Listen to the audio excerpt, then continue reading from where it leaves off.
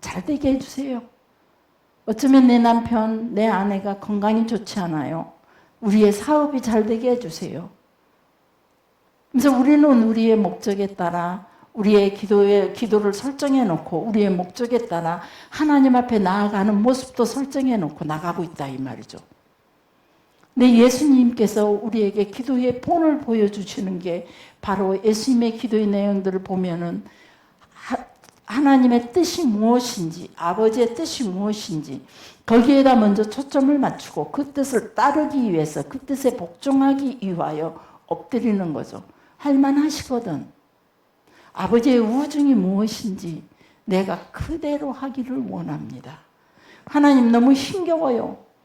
비록 그의 기도가 할 수만 있다면 이 잔을 내게서 옮기시옵소서 라고 하지만 할 수만 있다면 완전히 옮겨주세요. 내가 너무 고통스럽습니다. 이렇게 기도하는 게 아니라 할 수만 있다면 할만 하시거든. 이 잔을 내게서 라고 아버지의 우중을 살며시 떠보는 내용. 그래서 주여 말씀하옵소서. 내가 주님이 어떤 말씀, 아버지가 어떤 말씀을 하시든지 내가 종이 듣겠나이다. 아들이 듣겠나이다. 그러면서 엎드려서 하나님의 말씀을 들었다는 거죠. 사랑하는 성도 여러분, 우리는 기도하는 내용이, 우리가 기도하는 이유는 하나님의 뜻을 알기 위해서입니다. 우리가 말씀을 이렇게 수요일마다 말씀을 공부하고 말씀의 뜻이 무엇인지를 알아가는 것은 하나님을 알아가는 길입니다. 하나님의 뜻이 무엇인지, 하나님의 우중이 무엇인지, 이 땅에 사람을 창조하는 목적, 그리고 나를 택하시고 나를 부르신 목적, 그리고 나를 세우시고 나를 통하여 그 부르심의 소망에 따라 어떻게 내가 그 소명의 길을 가야 할 것인지를 우리는 이 하나님을 알아가면서 하나님 말씀으로 통해 알아가며 기도로 통해 그 뜻을 더욱 깊이 알아 우리가 이 땅에 하나님의 나라를 세워가는 일에, 하나님이 원하시는 자리에, 하나님이 기뻐하시는 자리에 서야 된다는 겁니다. 옆에 사람들에게 말씀합시다. 기도합시다. 변함없이 기도의 모습을 좀 드려봅시다. 그 뒷집에 셋이서 한꺼번에 말해주시오. 최장로님 세 분이서 그 뒤에 임모 권사에게 시작합시다. 시작. 왜 안 와요? 예, 셋이서 하라고. 시작. 참 힘도 없이 기도한다. 자, 여기서 두 분 권사님에게 2줄 내렵이 다 얘기합시다. 시작. 시작. 기도합시다. 변함없이 기도 좀 합시다. 흔들리지 않고. 아멘. 자, 다 같이 합시다. 새벽 기도로 시작합시다. 하루에 10분의 1을 드립시다. 시작. 하루에 10분의 1을 드립시다. 시작. 새벽부터 하나님과 대화하면서 시작합시다. 수건 갖고 얼굴 감추지 말고 그냥 우리 하늘을 우러러 기도합시다. 전적으로 하나님의 뜻이 무엇인지를 우리가 하나님의 뜻을 알아가면서 기도할 때에, 그럴 때에 하나님께서 나로 통해 이루시는 것이 어떤 목적인지 알게 되고 내가 그 뜻에 온전히 순종할 수 있는 겁니다. 기도가 먼저 우리가 순종의 자세라는 겁니다. 아멘.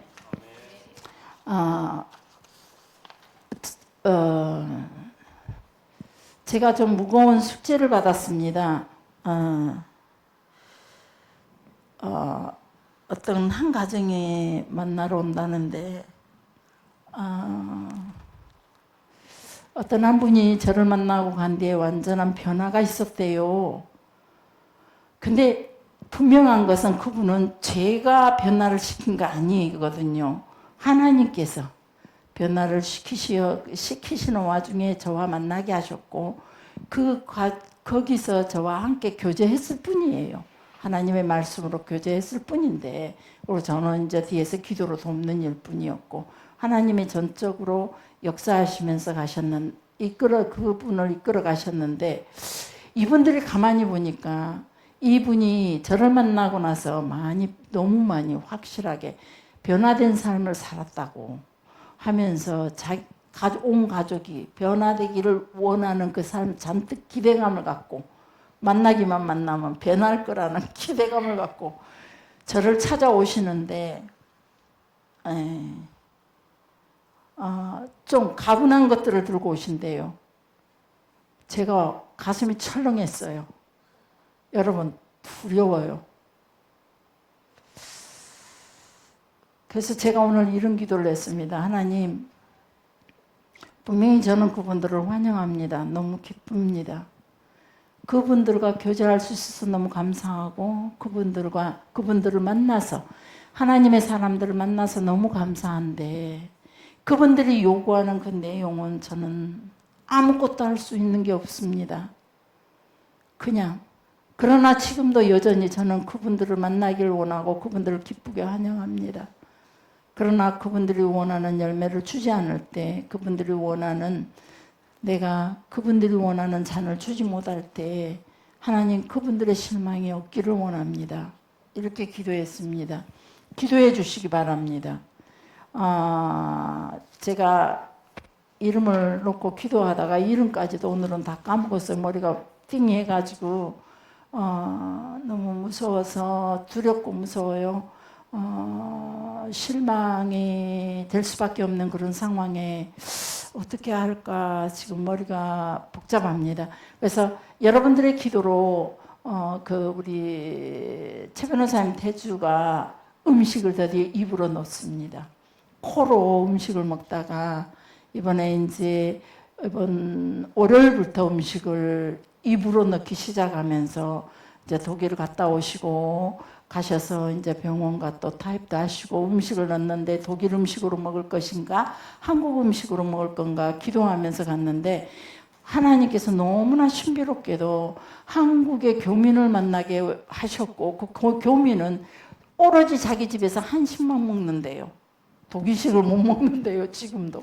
그래서 자기가 음식을 하면서 조금 더 해가지고 그래서 날마다 배달해 주는 조건으로 또 그렇게 사랑의 약속도 받고 그러고 오셨다고 너무너무 감사하다고 그러면서 흥분이 돼가지고 막 그 흥분된 목소리로 저와 또 통화로 교제를 했습니다만 이렇게 여러분들이 한 번씩 기억을 해주시고 기도해 주셨던 그런 것들이 가만히 생각해 보면 누가 그분들을 위해서 기도했을까? 그분은 오직 아는 사람 자기 입으로 말하기를 나밖에 없다는데 그러면 나와 여러분들 마음속에 한 번씩 들으면서 혹시라도 그 태주라는 그 학생 고등학교 3학년짜리인데 여전히 누워서 아무것도 손에 그래서 지금도 손도 못 주물러 주게 한대요. 뼈가 부러질까 봐. 그래서 주물러 주기도 못하게 하고 그냥 오로지 그대로 죽은 자처럼 냅두고 입만 이제 살아서 계속 눈도 이제 성경을 보다 보니까 좋아지고 눈도 많이 좋아지고 이런 좋은 기적들이 조금씩 일어나고 하나님께서 생명을 다시 한번 불어 넣으시는데 이 일에 우리가 앞으로의 또 이 세대가 하나님 이 친구가 멋지게 하나님 안에서 새로운 생명으로 일어서서 다음 세대에 하나님의 나라를 이어갈 수 있는 귀한 하나님의 일꾼들이 될 수 있도록 우리가 책임을 지고 기도해야 되지 않는가라고 생각합니다. 그래서 기도해 주시기 바랍니다. 그래서 여러 가지로 여러분들이 기도해야 할 제목이 너무 많죠. 여러분의 자녀들 그리고 또 앞으로 우리가 하나님 앞에서 어떻게 하나님의 거룩함을 지켜나가며 하나님 분명히 살아계시고 우리는 반드시 언젠가는 우리의 육체에서 떠나 우리의 영이 하나님의 심판대 앞에 설 것인데 심판대 앞에 섰는 그때에 착하고 충성된 종아 네가 잘하였도다 이 칭찬을 받을 것인지 악하고 게으른 종아 내가 너를 도무지 알지 못한다 바깥 어둠 무적행으로 우리를 쫓아낸다면 우리는 그 시간들을 우리는 생각하면서 오늘 이 시간에도 우리는 우리 자신을 하나님 안에서 거룩하게 하나님과 깊은 영적 교제를 가지면서 늘 우리 자신을 점검하며 경성하여 깨어 기도해야 할 때라고 생각합니다. 사람이 오는 순서는 있어도 가는 순서는 없다 그랬습니다. 그게 너무나 많이 절실하게 깨닫습니다. 어느 순간 살아있다는 여러분과 내가 살아있다는 이것만으로도 저는 요즘 내가 기적 속에 살고 있구나라고 생각을 많이 합니다. 오늘 내가 기적 속에 또 하루를 살았구나. 그래서 밤이면은 나의 오늘 하루도 기적을 맛본 것에 대해서 감사하고 기적을 체험한 것에 대해서 감사할 때가 많습니다. 오늘 하루도 내가 주님 안에서 기적을 체험하고 이렇게 살아서 하나님 앞에 감사의 하루를 마무리할 때가 있다는 게 너무너무 감사하다는 거죠. 그리고 그렇게 하나님께서 나의 삶을 전적으로 이끌어가고 계신다는 거. 무언가가 내가 원치 않을 때는 하나님이 교묘하게도 그 일을 살포시 비켜갈 수 있도록 나를 날마다 이끌어 가시고,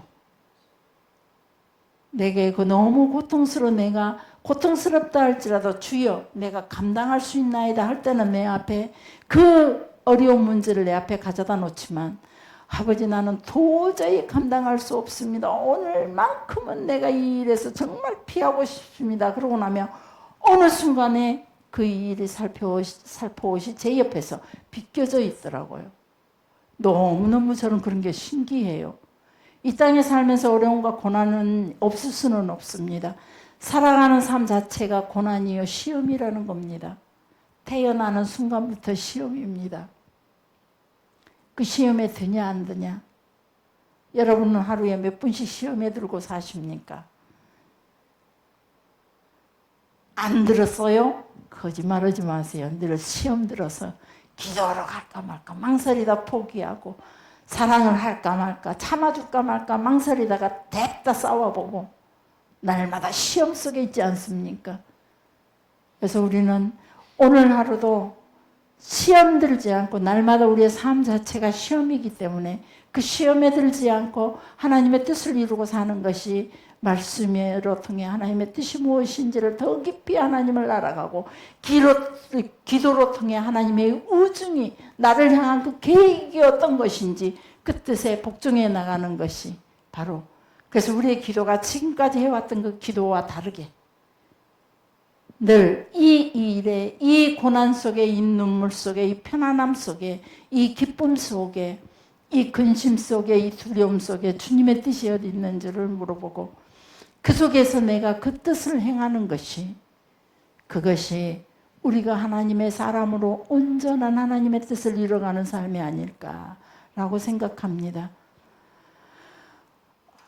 그런 삶들을 말해주고 있는 것이 바로 특별히 또 산상수훈의 내용, 전체적인 성경을 가지고 산상수훈의 내용으로 축약시켜서 우리에게 예수님께서 다시 한번 설교해 주시고 있는 내용입니다. 지난주일에는 마태복음 5장 3절 말씀에 심령이 가난한 자는 대해서 잠시 살펴보았습니다.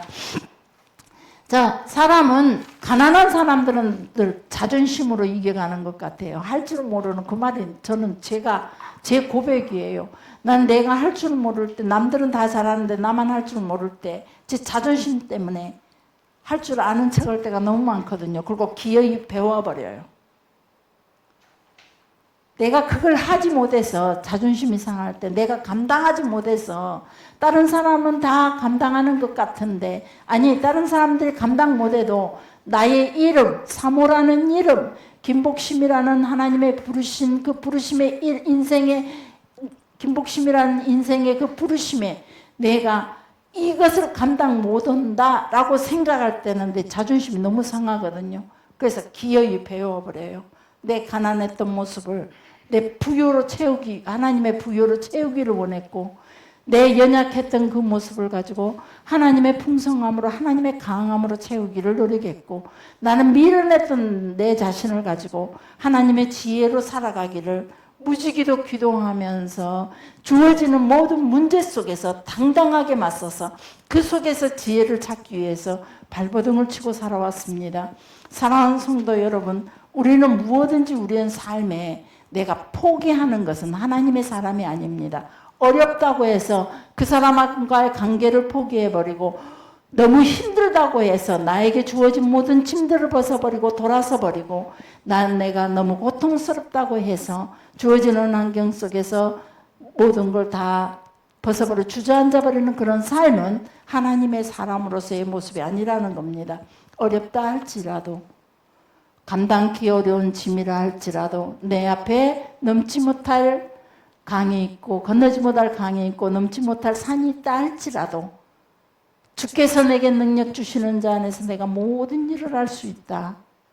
하나님이 나와 함께 하시면 내가 두려워하지 않고 갈 수 그 모든 것들을 할 수 있는 것은 바로 그 능력의 하나님이 나와 함께 하십니다. 나는 가난해서 도저히 할 수 없지만 재주가 없고 재능이 없고 지혜가 없고 건강이 없고 백그라운드가 없고 학문이 없고 미모가 없고 다 없지만 나는 누구보다도 많이 가진 자 송명희 시인처럼 난 남들이 가진 것 나게 없지만 전 그게 너무 제 고백처럼 너무 좋아요. 나 가진 건 아무것도 없지만 남들이 가진 거 아무것도 없지만 나는 남들이 갖지 못한 걸 내가 가졌고 남들이 보지 못한 세계를 내가 보고 있다는 거죠. 이게 하나님의 백성과 하나님을 의존하고 사는 사람과 나의 힘, 나의 능력으로 살아가는 사람의 차이라는 겁니다. 자존심이라는 건 가난한 자가 더 자존심이 강하다 그랬어요. 부자들은 확실히 보면 자존심이 그까짓 것 할 때가 너무 많더라고요. 넉넉한 사람들, 삶이 편안하게 살아온 사람들은 어떤 사건 속에 그까짓 것 할 때가 너무 많더라고요. 근데 저는 너무 가난하고 너무 힘들어 모든 것이 가난하게 살아와서 그런지 조그만 일에도 그까짓 것 하지를 못해요. 지금도. 그냥 반드시 그걸 정복해야만 되고 반드시 그걸 풀어내야만 돼요. 지금도 그래요. 이게 내 자존심인 것 같아요. 그러나 이 자존심을 꺾고 이 자존심 상한 것들, 가난하의 자존심 상한 것을 하나님 앞에 어떻게 엎드려서 우리가 탈출구를 찾느냐가 바로 지혜요. 하나님을 의존하는 길이요. 하나님을 인정하고 존중하는 길인 것 같아요. 입으로는 가난하다 하지만 실제로 여러분의 믿음의 삶은 너무 부유한 삶을 살고 있지는 않습니까? 우리는 여전히 가난한 마음을 가질 때 도우시는 하나님의 손길을 잡을 수가 있습니다.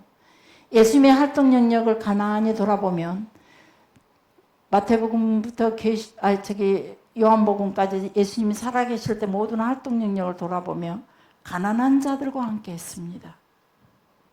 그분도 역시 하나님의 아들이시면서 영광스러운 하나님 우편에 앉아 계시던 하늘 보좌에 앉아 계신 하나님의 아들이면서도 가난한 자 되어 이 땅에 오셨습니다. 그리고 가난한 자들과 함께 했다는 겁니다.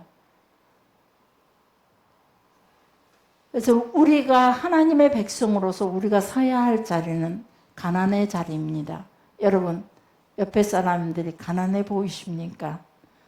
그러면은 상대가 가난해 보이십니까? 이 권사님 성공한 삶이었네요. 이 젊은 사람이 가난한 사람으로 보고 고개 흔들어 줬으니 두 분 보세요. 가난하십니까? 당신의 남편이 고집사? 가난해 보이십니까? 가난한 삶입니까? 성공하셨네요. 아내에게 참 좋은 모습을 보여줬네요. 우리 가난한 모습 하나님 앞에서는 철저하게 가난한 자의 모습으로 살았으면 좋겠습니다. 그런 자가 겸손한 자요. 그런 자가 하나님 앞에 엎드릴 수 있습니다. 너무 가난하기 때문에.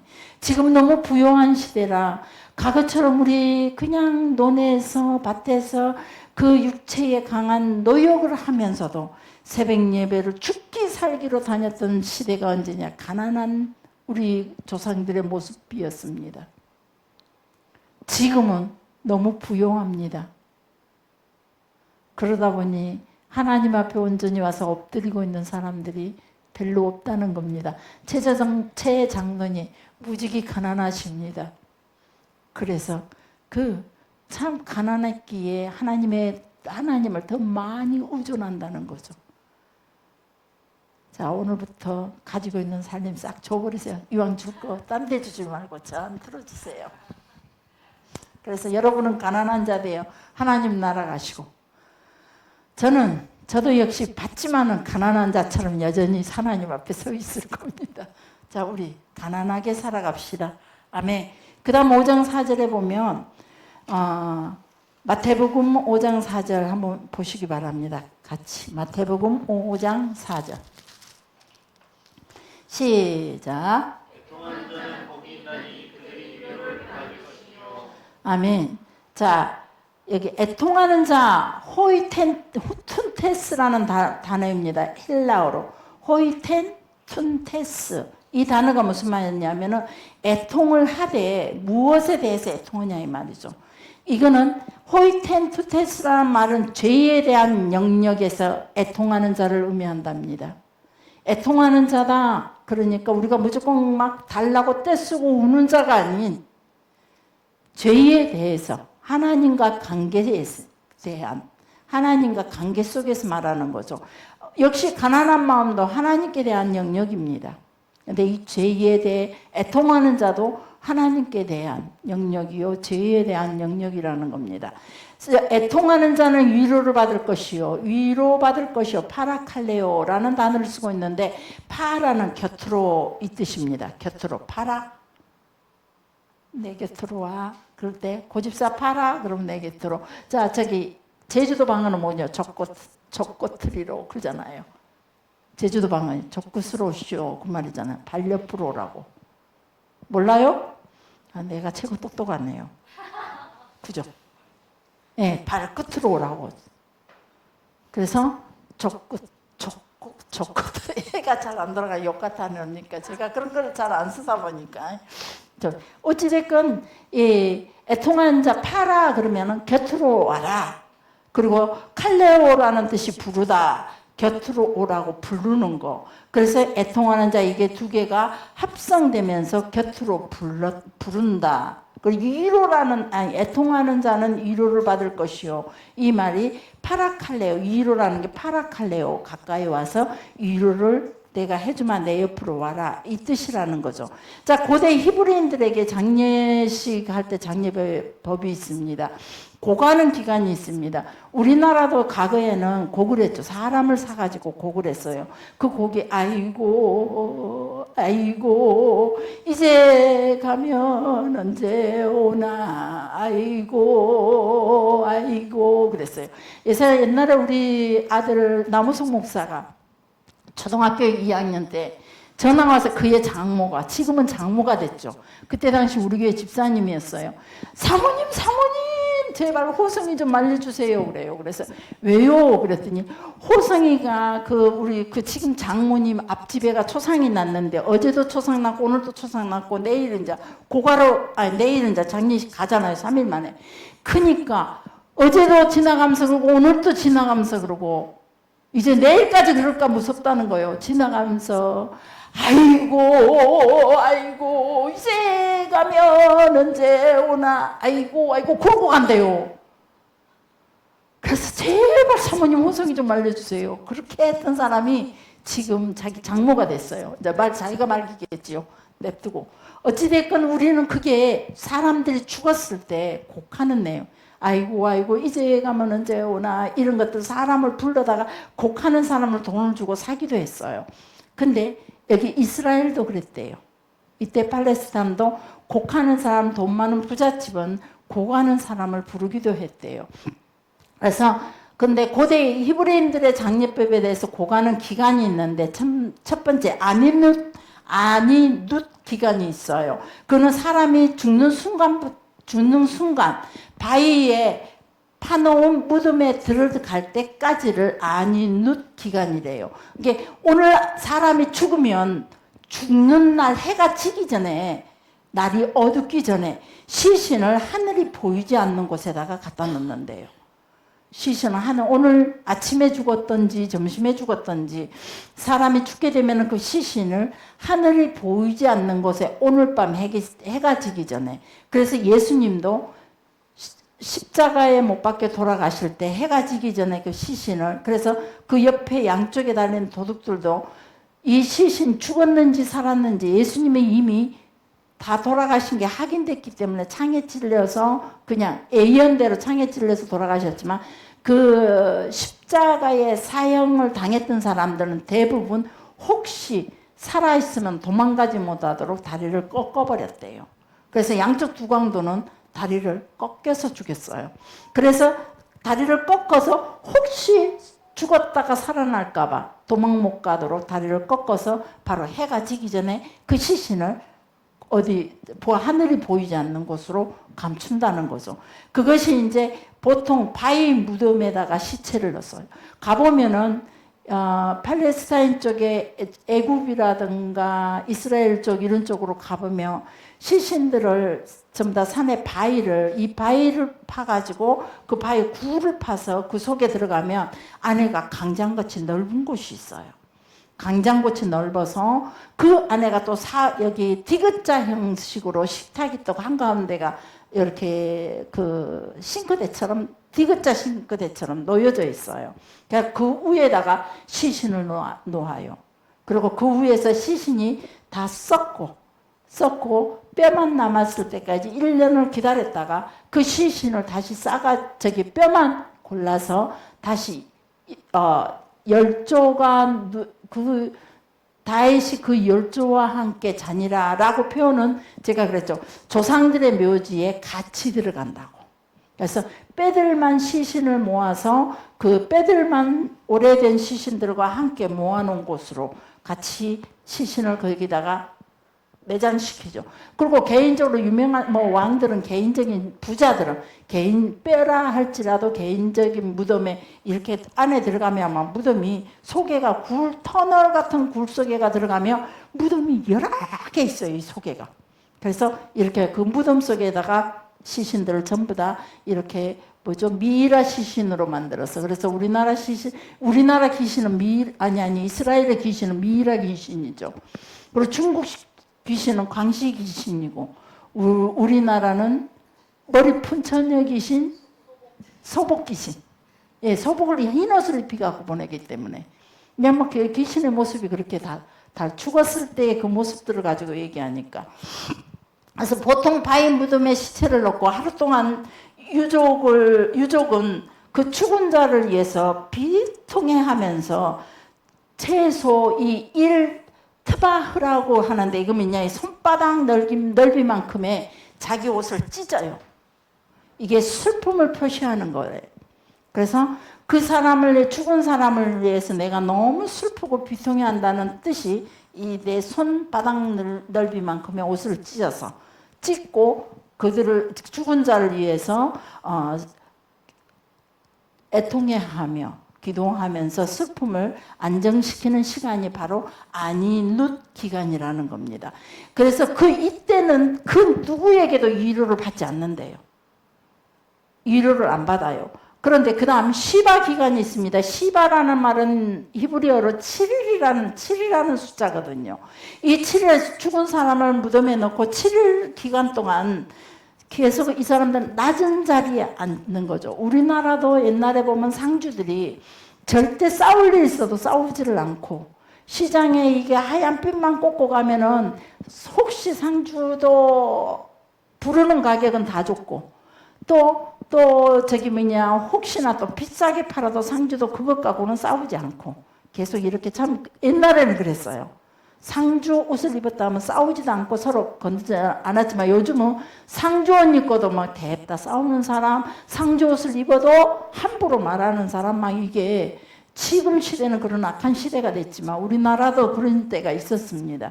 근데 여기서도 역시 시바 기간 동안에는 낮은 자리에 앉으면서 주위에 이제 이때는 친지들이나 친구들의 위로를 받는 거죠.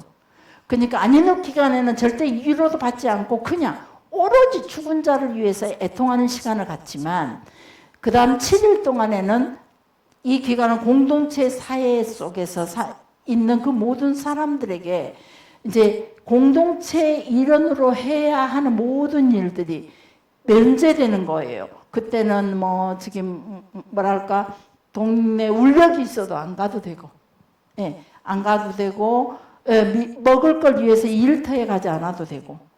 그래서 그리고 그때는 욕기서라든지 이런 고난과 관련돼 있는 책을 읽고 이때만큼은 안식일에도 회당도 가지 않아요. 그런데 문제는 이제 부잣집은 수많은 사람들이 조문을 와서 좋지만은 가난한 집은 아무도 찾아오지 않는다는 거죠. 그래서 성경에도 예수님께서 잔치집 가는 것보다 초상집에 가는 것이 하나님이 더 기뻐하신다라고 말씀하고 계시죠. 그래서 그렇게 벌어서 하루 먹고 사는 그런 가난한 사람들이 마냥 7일 동안 이 애통만 하고 있을 수는 없다는 거죠. 왜냐? 하루 벌어서 하루 먹고 살기 때문에 7일 동안 애통만 하고 있고 위로만 기다리고 있지만은 누구도 찾아와 주는 사람이 없기 때문에 그럴 때는 뭔가 내가 먹어야 되니까 가야 되는 거예요. 우리나라에도 품앗이라는 거 있어요. 옛날에 초상이 나면 동네 엄마들이 전부 다 쌀 한 대박씩 쥐고 초상집으로 갔어요. 그리고 우리 집에가 초상이 날 때 또 동네 분들이 다 나한테 쌀을 가지고 찾아와 주셨어요. 그리고 같이 음식을 하고 초상 내내 사용될 그 음식이 바로 동네 분들에게 공수되어서 그래서 장례식을 치렀던 거죠. 네, 지금은 이제 뭐 봉투로 다 끝나버리고 있지만 자, 근데 바로 여기서 이 시바 기간 동안에는 이 가난한 사람들, 부자들은 이렇게 시바 기간 동안 일주일 내내 낮은 자리에 앉아서 위로를 받으면서 사람들의 위로를 받으면서 애통할 수 있지만 가난한 자들은 할 수 없다는 거죠. 다음 날이라도 바로 나가서 양식을 위해서 위로로 갈 수밖에 없다는 겁니다. 그때 이 가난한 자들을 위해서 위로를 받는 길을 하나님께서 마련해 주셨어요. 언젠가 여러분이 들었을 텐데요. 기억나지 않는가요? 자, 이 시바 기간 동안 안식일 날이 되면은 또 많은 사람들이 성전을 찾게 됩니다. 성소에 가서 해당에 가서 성소나 해당으로 가서 하나님 앞에 제사를 드리러 가는데 그 갈 때 들어가는 문이 다르다는 거예요. 그래서 들어갈 때 이들은 오른쪽으로 들어갔다가 왼쪽으로 나오거든요. 성소에 예루살렘 성전에 들어가면 모든 사람들이 성전에 예배 드리러 갈 때 제사 드리러 갈 때는 오른쪽으로 들어가요. 근데 갔다가 돌아서서 왼쪽 문으로 나옵니다. 근데 초상이 나서 위로를 받아야 할 사람들은 너무 7일 동안 시바 기간 동안 너무 배가 고파요. 사람들도 안 찾아오고 너무 배가 고파서 이럴 때는 그냥 안식일 날을 맞이할 때에 해당으로 이들이 찾아갑니다. 그러나 이들은 안식일 날 죽은 시신을 가까이 하면은 사람들이 가까이 하지도 않고 또 안식일에 하나님 성전에 함부로 갈 수가 없습니다. 근데 그들이 어떻게 가느냐? 반대길로 들어가면 됩니다. 다른 사람들이 들어갔다 나오는 길로 이 장례를 당한 사람들은 나오는 길에서 반대로 들어가면 사람들이 다 인식을 한다는 거죠. 아, 저 집에는 위로가 필요하구나.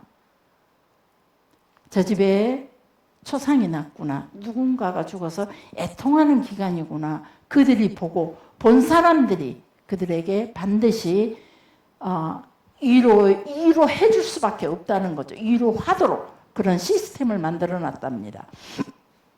그래서 그렇게 이제 특히 또 이제 해당에 갔을 때 해당에 가면 이게 뭐냐면 바로 하나님 곁으로 가까이 가면 해당으로 가면 하나님 앞으로 가면 거꾸로 들어가면 해당장도 역시 그 사람의 안타까운 사정을 보고 예루살렘의 모든 다른 사람들에게 또 광고도 해주고 그래서 많은 사람들이 특별하게 당신을 위로하기를 원합니다. 이 말과 동시에 그 말을 듣는 모든 사람들이 이 사람에게 찾아와서 또 위로를 할 수밖에 없다는 거죠. 그런 시스템으로 바로 슬픔 가운데 있지만 누구에게도 위로받지 못한 자에게는 하나님께서 함께 하실 것이다. 그래서 안식일 날 하나님 앞에 올 수 있는 통로를 만들어 주셨다는 겁니다. 하나님이 저희의 위로가 되신다는 거죠. 자, 그 다음에 쉴리 힘이라고 있습니다. 히브리어로 30이라는 뜻을 가지고 있습니다. 사람이 죽은 뒤 한 달 기간 동안 씻지도 않고 수염도 깎지 않고 좋은 신발도 신지 않고 그런 시간이 있습니다. 한 달 동안 우리나라에도 부모가 죽으면은 산에서 초막을 짓고 부모의 묘지에서 그렇게 한 달 내지 또 3년까지 묘지살이를 했던 시대도 있었습니다. 그런 사람들은 반드시 또 그 나라에서 효자상을 받았죠. 자, 그 다음에 네 번째로 에하르 제이시라는 시간이 있습니다. 히브리 시간으로 1년. 1년 동안 애곡을 하는 집안도 있습니다. 뭐 다 전체가 그러는 거는 아니지만 이렇게 이들은 그들의 삶 가운데서 애통하는 것들을 기간들을 정해놓고 누군가에게 위로를 받을 수 있는 통로들을 만들어 놓고 서로가 하나님 안에서 위로하고 서로 격려하면서 손잡고 갈 수 있도록 하나님께서는 그렇게 어떤 그 시스템을 그렇게 만들어 놓으셨다는 거예요. 그래서 애통하는 자리에 있는 자, 호이텐 툰테스, 이 모든 것들은 근데 죄에 대한 영역이되 하나님과의 관계 속의 영역이라 그랬습니다. 그래서 초상이 났을지라도 하나님 관계 속에서 내가 위로를 받는다는 거죠. 지금 우리는 그 모든 일에는 하나님 관계 속에서 위로를 받지 못하고 있습니다. 우리는 내가 품앗이 했던 사회적인 어떤 이런 관계 속에서 위로를 받고 품앗이를 받고 살았지. 우리가 정말로 내 자신부터가 초상이 났을 때 하나님 안에서 내가 어떤 위로를 구했을까? 그러니까 이 모든 위로는 분명히 우리는 삶 속에서 고통하는 순간이 있고 애통하는 순간이 있고 절망하는 순간이 있지만 이 모든 위로는 하나님께서 우리를 애통하는 자들에게 위로를 주신다 그랬는데 하나님 안에서 애통하는 자에게 위로를 주신다는 말씀이에요. 그래서 초상이 났을 때도 일반적인 우리가 계속 제가 초상 이야기만 했는데 초상이 났을 때도 죽은 자를 위하여 애도하는 그 순간일지라도 우리는 하나님 안에서 위로를 받을 수 있어야 된다는 겁니다. 그래서 늘 하나님과 관계가 단절돼서는 안 된다는 거예요. 하나님과 이 관계가 늘 소통이 돼야 돼요. 그 통로가 하나님의 관계가 늘 통로가 비어 있어야 된다는 겁니다. 그래야 그 통로로 하나님의 위로가 오고 가고 언제든지 무엇이든지 어느 때든지 하나님의 위로가 오고 가야 된다는 거죠. 자, 이제는 옆에 분들에게 어떤 문제가 생겼을 때 우리가 하나님의 위로를 줄 수 있어야 된다는 겁니다. 한 교회 안에서. 한 믿음의 형제 속에서. 그건 우리 교회 안에서만 국한되어 있는 것이 아니라 우리가 믿음의 형제, 수많은 이 땅에 살아가고 있는 믿음의 모든 형제는 결국 믿음의 한 형제요, 자매들이요. 하나님 나라의 백성들이면 한 가족입니다.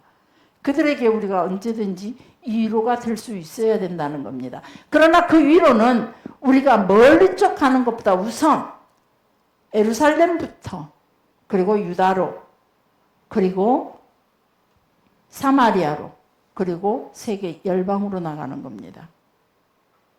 그래서 우리가 가까운 쪽에서부터 그 위로를 반드시 펼칠 수 있어야 된다는 겁니다. 그래서 우리 주변에 그래서 구역 식구들, 우리 목장 식구들부터 서로가 진정한 위로가 있었으면 좋겠습니다. 하나님 안에서 내가 당신 옆에 있을게. 당신도 내 옆에서 위로받아. 이리 와, 내가 안아줄게. 당신이 내 옆에서 내가 당신 옆에서 당신을 위로해 줄게. 이것이 반드시 있어야 된다는 겁니다. 파라칼레오 옆에 사람들한테 인사해 보세요. 위로 안 해주면 이제 그냥 크게 한바탕 걷어 올리고 더 밀어붙이요. 한번. 예. 최 장로님이 혹시 인권사님 석상할 때 위로가 없거들라 팔 좀 걷어붙이고 한번 얘기해 보시오. 위로해 달라고.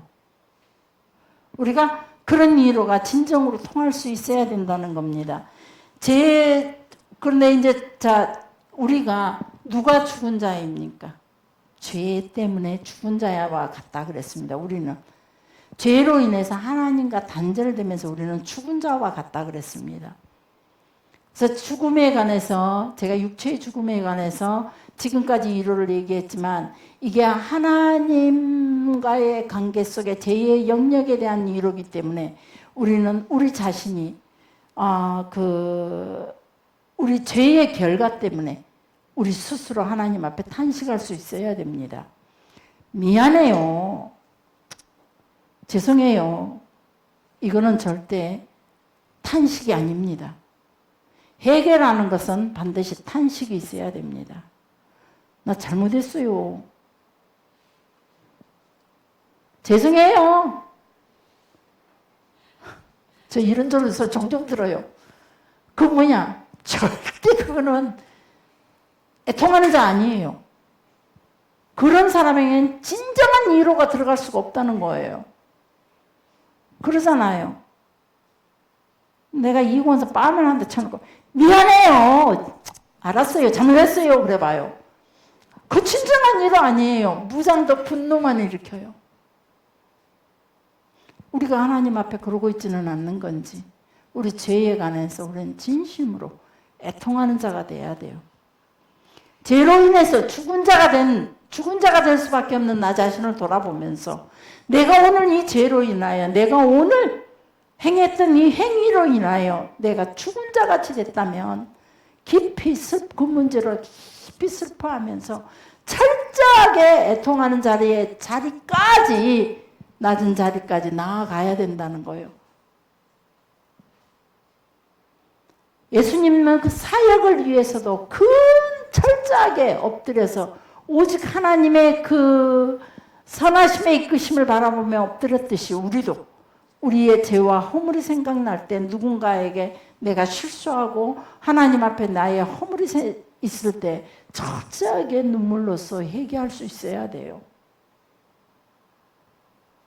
우리 자식들도 잘못해놓고 알았어요. 잘못했어요. 이래보세요. 그건 진정한 회개라고 느껴지나요? 우리는 하나님 앞에 우리가 그런 모습을 가지고 있지 않은지 그것이 비록 사람과 사람의 관계 속에서 일어난 일이기는 하지만은 그래도 그 회개는 사람과 관계 속에서도 이 철저한 회개. 그래서 사람과의 관계 속에 회개는 며칠을 줬죠? 30일 주고 하나님 관계 속에 속죄기라는 열흘이고요. 그래서 마태복음에도 보면은 너희가 형제에게 하나님 앞에 제물을 드리다가 형제와 관계 속에서 무언가가 생각나거든. 하나님 앞에 드리는 제물을 놔두고 먼저 가서 화해하고 회개하고 화해하고 그리고 하나님 앞에 제물을 드리라 그랬어요. 우리가 보이는 우리의 삶 속에서 철저하게 그래서 예수님께서도 나더러 주여 주여 하는 자마다 내가 다 천국에 들어갈 것이 아니다. 나는 너희를 도무지 모른다라고 했을 때 모른다 하시면서 오른쪽에 있는 양들에게는 이렇게 말했어요. 뭐렇게 너희는 내가 배고팠을 때 먹을 걸 줬고 내가 감옥에 갇혔을 때 너희가 내게 찾아왔었고 내가 옷을 벗고 있었을 때에 너희가 내게 옷을 입혔다. 그랬더니 이 염소 왼쪽에 왼쪽에 있던 사람들이 언제 예수님께서 배고팠을 때 나한테 온 적이 있습니까? 언제 감옥에 갇힌 적이 있었습니까? 그래서 예수님께서 하시는 말씀이 뭐라 그랬어요? 내 옆에 가난한 자가, 내 옆에 감옥 갇힌 자가, 내 옆에서 애통하는 자가 바로 그들에게 행한 것이 곧 바로 내게 한 것이라 라고 말씀했어요. 우리는 우리 자신이 내가 그래서 계속 얘기하잖아요. 상처받았다 소리 좀 하지 말고 내가 이 위로자가 되시기를 원합니다. 병원사 때문에 이 권사 말하시오. 병원사님 때문에 내가 얼마나 상처받은 줄 아시오? 그 말 다시는 안 할게요. 다 그러세요. 옆에 사람들에게. 대신 파락할래요. 내가 당신 위로할게요. 네. 상처받았다 소리 안 할게요. 간단하니 말해. 다 뒷집에 앞뒤 보고 해. 둘이서 특별히 상처받았다 소리 안 할게. 거기 하시오. 형제끼리라도 자매끼리라도 하시오. 나 상처받았다 소리 좀 하지 마시오. 나한테도. 다 나한테 얘기 좀 해주시오. 시작. 사모님 저 상처받았. 예, 이러 좀 해주세요. 난 여러분들한테 상처받았다 소리 한 번도 안 했잖아요. 근데 여러분들은 왜 그렇게 나한테 상처를 받는지 이해가 안 돼요. 파락할래요. 이제 위로해 주시오. 자, 우리 하나님 앞에서 이 모습이 아름다운 모습 아닌가요? 이 모습이 하나님이 원하는 모습이에요. 이것이 바로 천국이에요. 이 모습이 바로 에덴을 회복하는 삶이에요. 자식들도 상처받았다 그러면 그냥 한 번 더 상처를 줬부시오. 그냥 다시는 상처가 소리 안 나게 완벽하게 깨버립시다. 상처를 그냥. 그러고 나서 이리 와. 위로해 줄게. 상처받았다 소리 하지 마. 그러나 난 너 위로해 줄게. 딱 위로해 주세요. 그래서 우리가 진짜 하나님의 뜻이 무엇인지 우리가 회개했다. 말만 회개했다. 회개라는 것은 돌아서서 완전히 가던 방향을 회개했다 그러면 가던 방향을 확 돌아서서 돌아와서 여기 딱 붙는 것이 진정한 회개예요. 그게 사랑이고. 내고 다시는 말도 안 할거요. 자꾸 너한테 상처만 주고 아이씨 그러지 마. 그러고 왔는데 회개를 해서 아 내가 잘못했구나. 그럼 딱 완전히 딱 도로 돌아서서 내가 옆에 붙어 있을게 사랑해요 하는 게 회개예요. 우리 부부간에도 이 회개가 안 되죠. 이 집사님, 이양호 집사님 잘을 하고 있답니다. 할 말 없습니다. 아, 막 최고로 박수 치네 그냥. 네, 우리 이런 회개의 시간을 파락할래요. 상처받았다 손 다시는 하지 맙시다. 그 소리가 사단이 옳다구나 하는 소리예요. 드디어 내 화살 하나 준비했구나. 여러분이 상처받아서 생각은 벌써 사단이 화살을 하나 갖다 박아놓은 거예요. 검을 갖다 박아놨어요. 그 검 빼서 갖다 찌르라고. 이 집사한테, 이 권사한테 상처받았네? 검을 나한테다가 사단이 박아준 거예요. 내가 뽑아갖고. 이 권사 때문에 내가 상처받았어! 그러는 거예요. 그런 짓을 하지 맙시다. 그게 가장 그런 짓 하지 맙시다. 짓이라고 합시다. 일이라고 하지 마. 그거는 짓이요. 그죠?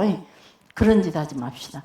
자, 우리는 인간과 하나님의 관계 그 사이를 갈라놓는 그 죄에서 도덕성과 자기의 의로 하나님의 뜻을 진지하게 찾고 끝끝내 그 하나님의 뜻이 무엇인지 나의 그 지금 현재 이 죄를 지을 수밖에 없었던 그 이유, 내가 죄를 지은 이유, 그리고 나를 또 이런 가운데를, 이런 자리를 허락하신 그 하나님의 뜻이 무엇인지 살피고 그 가운데 내가 하나님의 뜻을 제대로 파악하지 못하고 살았던 것들을 아주 애통해하면서 하나님 앞에 회개하고 그럴 때 하나님께서 이런 자들을 하나님이 이리 와 내가 너 위로해 줄게.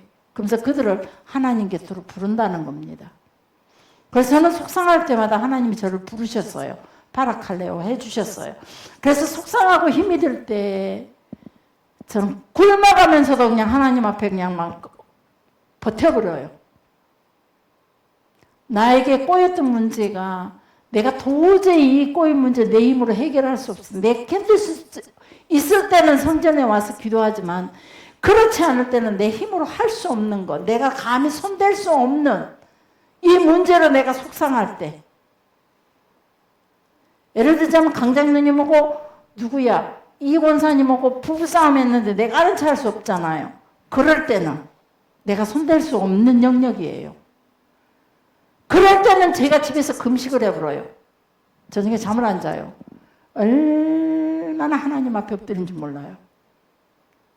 목사님이 제발 먹자 그래요. 굶어버려요. 저는 막 하나님 앞에 위로를 제가 받고 싶어요. 그 위로는 어떤 위로냐? 장로님하고 이 권사님이 서로 쳐다보고 해같이만 웃어줘 불면 날 보고 웃는 게 아니라 자기들끼리 웃어줘 불면 그게 제게 위로가 되는 거예요.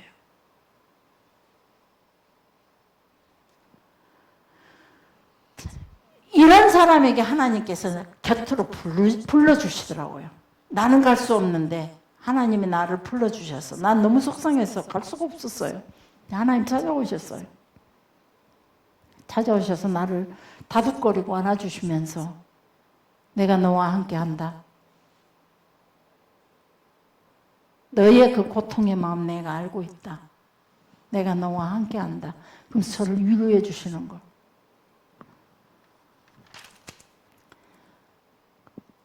사랑하는 성도 여러분, 우리가 애통하는 자, 호이텐 툰테스, 바로 죄에 대한 영역으로 우리가 애통할 때에 하나님께서 여러분과 함께 하십니다. 어떤 부분이든지 여러분이 또 삶 속에서 일어나는 크고 작은 일들이 내게 이 슬픔이 어디서 왔으며 내게 이 고통이 어디서 왔으며 나의 이 어두움이 어디서 왔는지, 나에게 이 절망이 어디서 왔는지, 그런 것들을 하나님 앞에서 살피고 또 살피며 계속 기도하고 하나님의 뜻을 물어가면서 하나님의 위로를 원할 때에, 그때 우리가 나의 죄에 대한 영역으로 인해서 하나님 앞에 진심으로 부르시는 하나님 앞에 회개할 때 하나님의 진정한 위로로 나에게 함께 하십니다. 그런 사람들이 생각만 해도 하나님이 채워주시고, 생각만 해도 피할 길을 주시고, 그리고 내가 감당할 것들을 하나님이 내게 주시면서 감당할 수 있는 지혜와 힘과 용기를 주시더라고요. 우리의 삶에 어떤 조건이든지 상관없습니다. 내가 피해본 것 같고, 내가 일방적으로 당한 것 같고, 내가 힘이 없어서 모든 것 빼앗긴 것 같을지라도 우리는 그때도 하나님의 위로를 구하십시오. 이 자리에서 하나님 내게 원하시는 것이 무엇이며 아직도 내가 하나님 앞에 거룩하지 못하고 경건하지 못한 것이 무엇이기에 하나님의 이 고통으로 통해서 나를 한번 돌아보시게 하실까? 아직도 내가 어떤 부분이 연약하기에 하나님께서 이런 일로 통해서 나를 훈련시키고 단련을 시키시는 걸까? 내가 지금 하나님의 시험대 위에 있다면 하나님과 나와의 관계를 먼저 밝히 볼 수 있도록, 그리고 회개하고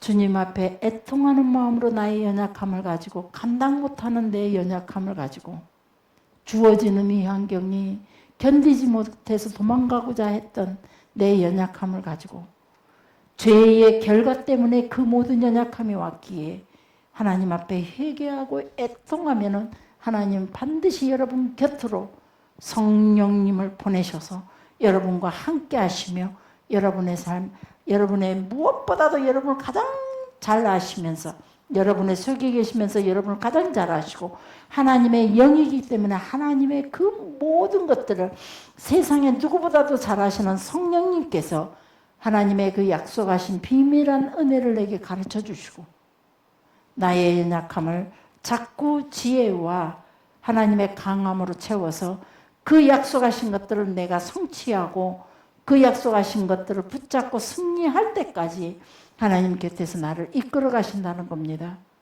아멘. 기도하겠습니다. 살아계시고 역사하시는